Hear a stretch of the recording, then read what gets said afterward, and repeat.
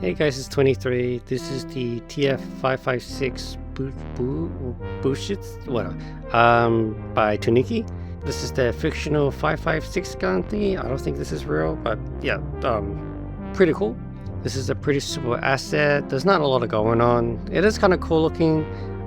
It does have these things, which is kind of cool. You can't put it on, unfortunately, but it is kind of cool to have it on, I guess. In terms of toggles and stuff like that, so you can turn off the sling if you like. You can also turn off the flashlight if you like. There's also an option for a suppressor if you like, and you can also get rid of the red dot sight, and you can also deploy the boss stock if you like. In terms of the way it functions, it is pretty simple, pretty straightforward. However, the two-hand system is a little bit different from what's out there. So this doesn't have a fixed position. So when you grab the gun, it's physical based, so you have to grab the bone.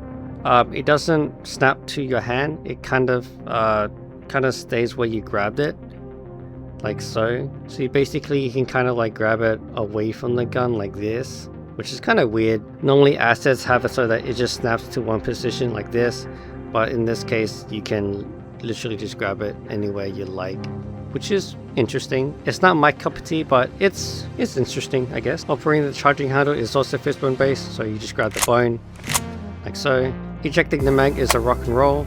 To grab a new magazine, it is also a rock and roll with your left hand, if my controller will work, like so. As soon as you do any other gesture, it will despawn like this. So you have to hold the gesture until you reinsert the magazine. In terms of reinserting the magazine, it is contact based, so as soon as you're near the mag well, it will insert.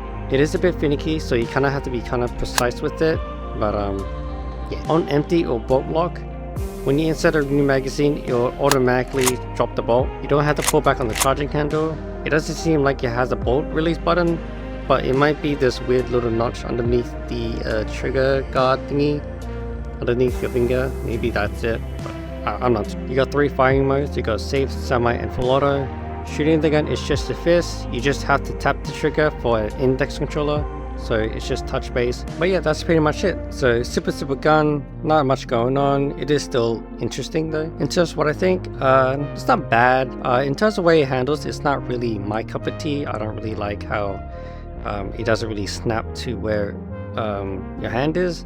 Doing follow-up shots, it is a bit tricky because, you know, it's not going exactly where your hand is, and you kind of have to like readjust each time you aim down the sight. Also, with the flashlight, the range is really short. It probably goes up to about 5 meters, and that's it. So you can't really see anything further down distance if it's a dark world. But apart from that, it is pretty much the same like any other asset on the market. So yeah, to find this asset, you can go into the booth page. It is listed as 1250 yen. But yeah, if you like what you see, why not check this out? Okay, thank you, bye bye.